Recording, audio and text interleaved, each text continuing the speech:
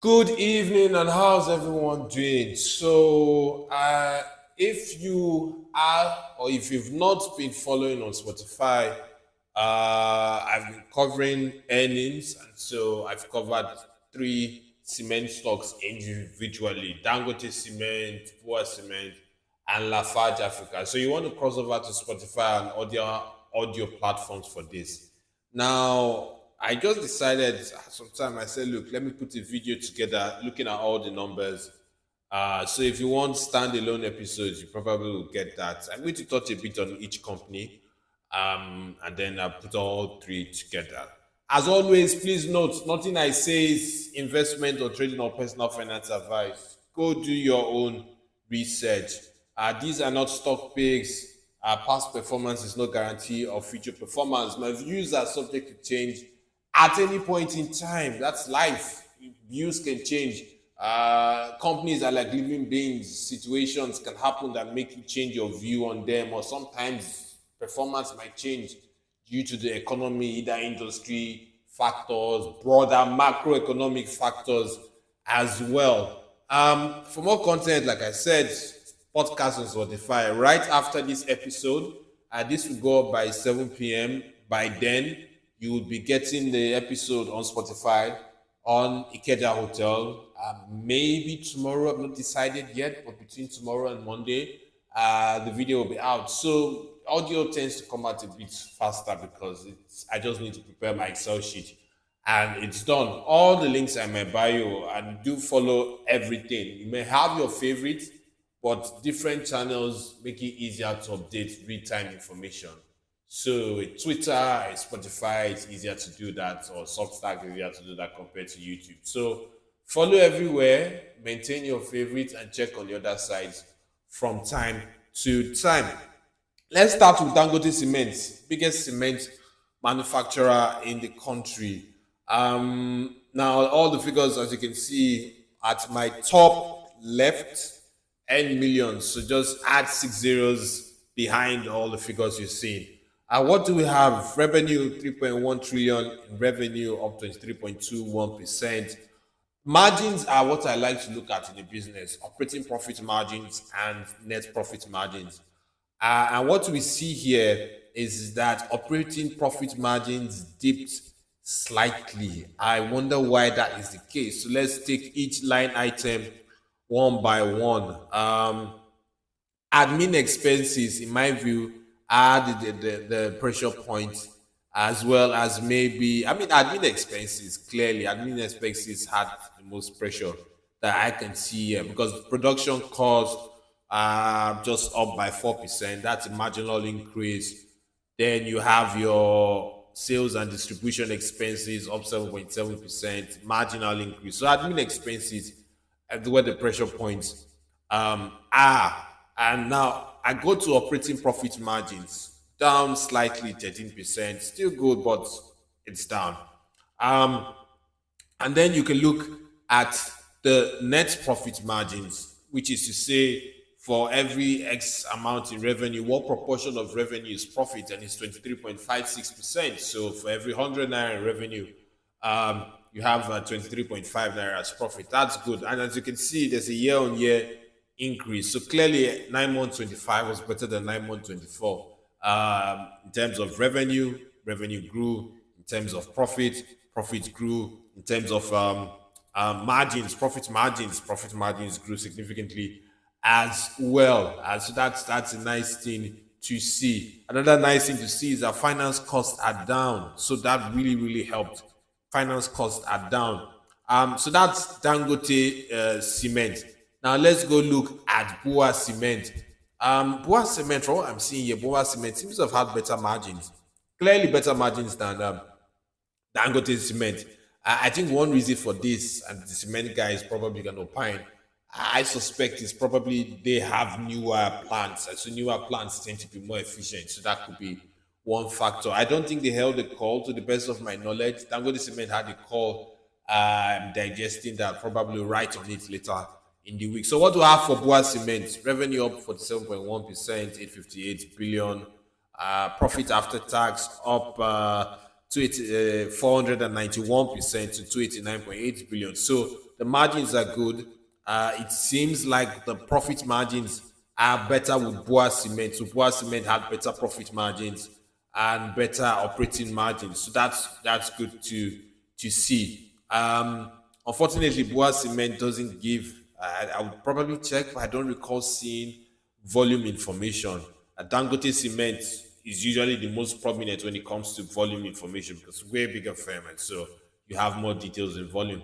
Volume wise, you had marginal growth for Dangote Cement in Nigerian volumes, Pan African volumes were actually didn't grow. So BUA Cement numbers are pretty good, better margins than Dangote Cement. Now for Lafarge, Lafarge is looking like Lafarge margins are also quite good. Even the operating margins, BUA seems to have better operating margins, slightly better operating margins compared to Lafarge. So what do we have for Lafarge? Revenue up by 62.77% to 780 billion. It seems like 2025 is going to be the year you're going to have the three cement firms all doing over 1 trillion or in revenue. I mean, Dangote Cement is clearly there already. BUA Cement seems to be heading there. Lafarge as well, so it's all good. And so for Lafarge, what do we have? Revenue up 62.77%, 780.4 billion in revenue. Profit after tax of 207.7, up 245% from the previous year. The margins are good, decent increase in margins. Net profit margins up 26.62%. Operating profit margins, sorry, I beg your pardon, net profit margins of 26.62%, operating margins 38.23%. Let's look at production costs.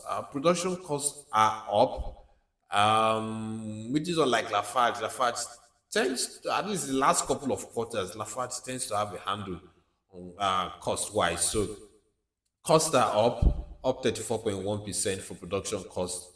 Admin costs are also up. Costs are up generally for Lafarge. So I wonder why that is the case. But all in all, it's a good year for them. And then let's look at all the three firms together.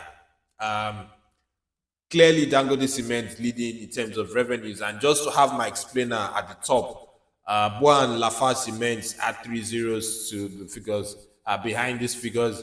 While for Dangote Cement add 6 zeros and all that. So just clearly, that's what all those N and the 3 zeros, N and millions mean. So revenue wise, clearly, I mean, Dangote Cement leading in terms of revenues. Operating profit margins, BUA has the best operating profit margins.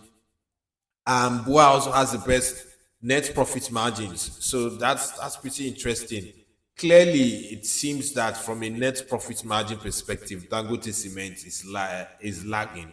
23.5% net profit margins. Lafarge and BUA better net profit margins.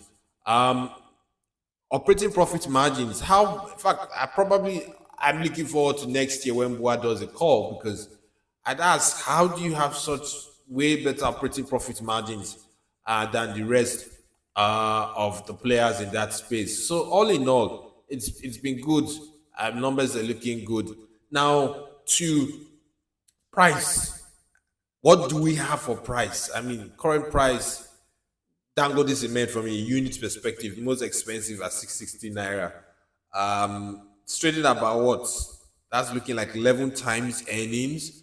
BUA Cement trading about 15 times earnings. Lafarge at 8.2 times earnings. So in my view, just being conservative, I think clearly, and even, I mean, you could argue that a 10x multiple is a bit high, because when you look at earnings growth rate in the last couple of years, I think for Lafarge it's probably around 8 point something percent or so. But let's just be conservative and say, let's use a flat rate of this stock should trade at 10 times earnings. If that is the case, if you use that, then what you have is